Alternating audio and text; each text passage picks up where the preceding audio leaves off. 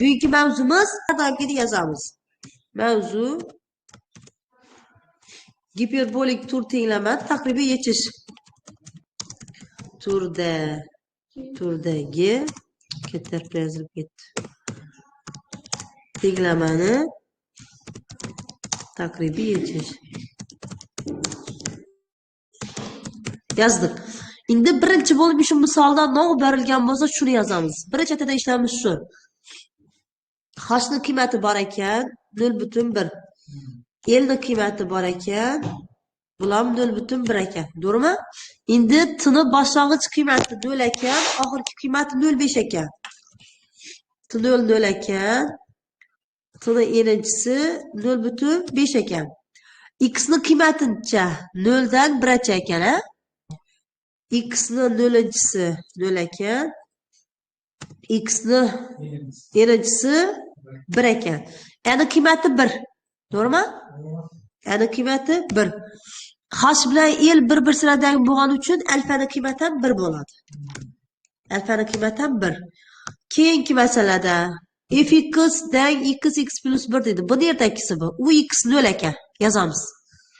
U x virgül 0 dan x plus 1 ekan. x plus 1. Qavs bekladik. Endi u x 0 dan katta fx deb yozar ekan. U x 0 dan kosinus x ekan, ha? Kosinus x. Shu ikkisi birgalikda nima bo'ldi endi? Boshlang'ich nima bo'ldimi, ha? Boshlang'ich shart bilan yozaman shu yerga. Boshlang'ich shartlar. Boshlang'ich shartlar. Bu boshlang'ich shart bo'ldi. Boshlang'ich shart. Endi bizlara chegaraviy shart kerak.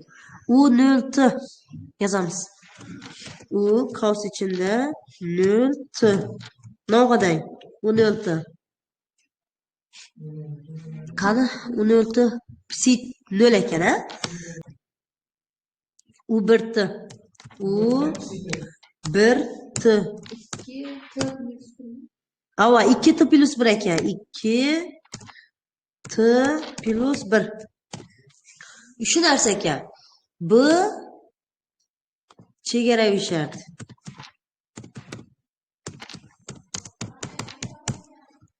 Bu chegaraviy shart.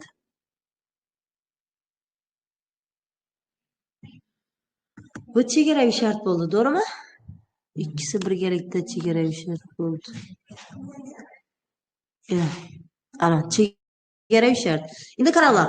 Shu misolga mos formulani yozamiz.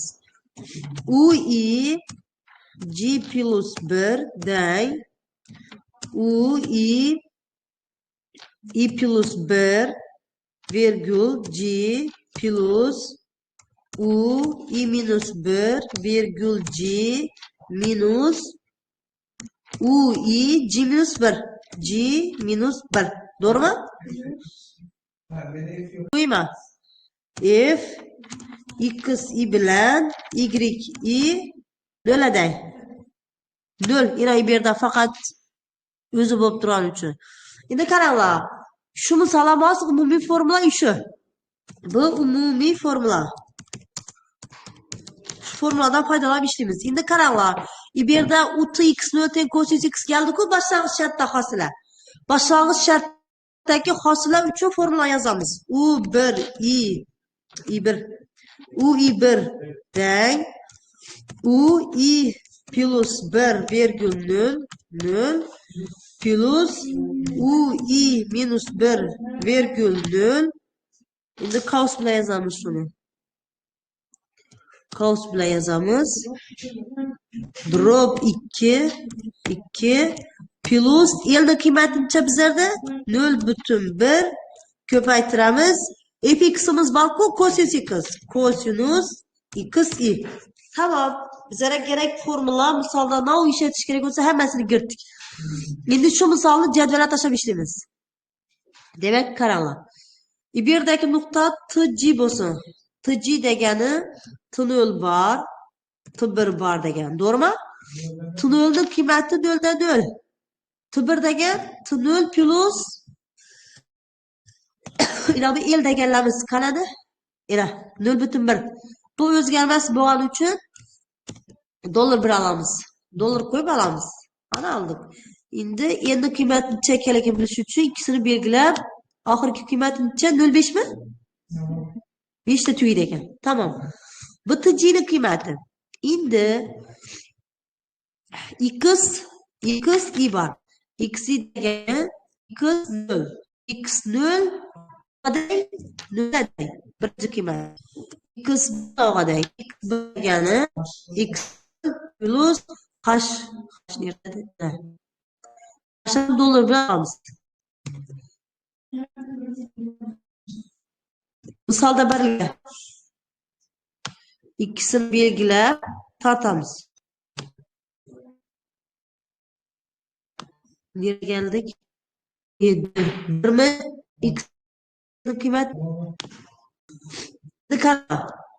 u x bo'lgan x plus 1 ni girtaman. Boshlab girtaman. X bilan x0 ko'paytiramiz. x0 plus 1 qavsbakligimiz enterni bosamiz. 0 chiqdimi? Endi ishlatamiz buni. Ushab 10gacha tortamiz. Qanday o'zi chiqaradi.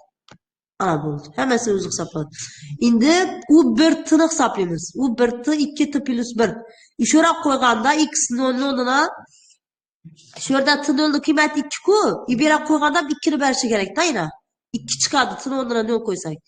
T1 dan boshlab hisoblaymiz. T1 dan 2 ko'paytiramiz. T1 plus 1 madi? 1. Ana natija. Ishlatamiz endi. Pastga qarab tortamiz. Ana bo'ldi. Ina bu yerdagi u 1 t dan 2 t plus 1 ni girtdik. Chegara shart. Endi u 0 t teng 0 ni girtamiz. x0 ni qiymati yo'q-ku. Hammasi 0 bo'ladi shunda, to'g'rimi? 0 ni yozdik, ushab tortamiz pastga qarab. Ana bo'ldi. Qaysi? Endi qaranglar. Menda nav qoldi bo'lgani. Ina bu yerdagi hosila qoldi. Boshlang'ich shartdagi hosila qismi qoldi. Uni formulasini kiritdik-ku, ina. Shu formulaga qo'yib, bizlar bu yerdagi nuqtani topish uchun qaysi nuqta bu? U 1 degan nuqta. To'g'rimi? Bu yerda yozamiz. U 1 kelishi uchun ikkani olib berish kerak, 1 ni berish kerak. Yozamiz. Nega 1 ni bersak nechik bo'ladi? U 1 dan qaus ochamiz. U 2 0 plus u 0 qaus beklaymiz. Drop 2 plus 0,1 ko'paytiramiz. Sinus x 1. Ega 1 berdik. Endi shuni ishora yozamiz. Teng belgisini qo'yaman. U 1 deng deyish kerak edi. Bu yerda plus bo'lib ketdi. Shu yerda xato bo'lib ketdi. Bu yerda plus bo'lib ketdi. U 1 dengina. Teng belgisini qo'yaman. 2 0 plus 0 0. Yana bu 2 0 degan nuqta. To'g'rimi? Plus 0 0 qaysi? Bu 0 0 degan nuqta. Qausni beklayman. Drop 2 plus 0,1 ko'paytiraman. Kosinus x1. x1 nerede? 0,1 bo'lmas. Yana bu. Yana 0,1. Qausni bekladik. Enter. Natija chiqdimi? Shu narsani 10gacha tortamiz endi. X 10gacha. Ana bo'ldi. Gördükmü? X 10gacha tortdik. Endi bizlarda hem 2 dana boshlang'ich shartni, hem 2 dana chegara shartni qo'yib jadvalni to'ldirdik. Nav qoldi endi bizlarda. Shu yerda qolgan bo'sh katakka ne tashiyman men? Avval ichki nuqtalar qoldi. Bizlar maqsad shu bo'sh katakni topish. Ena. Chiziq tashladim. Bo'sh katak topadigan bo'sh kataklarimizni chiziq topadim. Bu bo'sh katakni topish uchun bu yerda yozdik-ku umumiy formulada. Shu formuladan foydalanamiz. Birinchi bo'lib shu nuqtani olamiz. Bu nuqta qaysi nuqta? x1 t2. Ya'ni u 1 2 degan nuqta. To'g'rimi? U 1 2. I teng 2 bo'lishi kerak. I teng 2 bo'lishi kerak. J teng 1 bo'lishi kerak. Shunda ina umumiy formuladan yozamiz. U 2 1 deng ekan. Navga. İni o'rnina 2'ni qo'ysam, hozir yana bu yerda 1 2 1 2 I teng 1 G teng 1 ekan. Xato yozib yotman shu yerda. I teng 1 G teng 1 ekan. U 1 2 shunda. Almashtirib yozibman-da. U 1 2. U 1 2 deng. U 2 1 U 2 1 plus U 0 1 U 0 1 minus U 1 0. Doğru mu? Şu narsa ekan. İbrak elemandan teng belgisini qo'yamandan yozaman. U 2 1 qaysi nuqta? 2 1. Yine şu nuqta. Doğru mu? Plus U 0 1 0 1. Yine bu nuqta. Minus U 1 0 1 0 1 0. Bu nuqta. Doğru mu?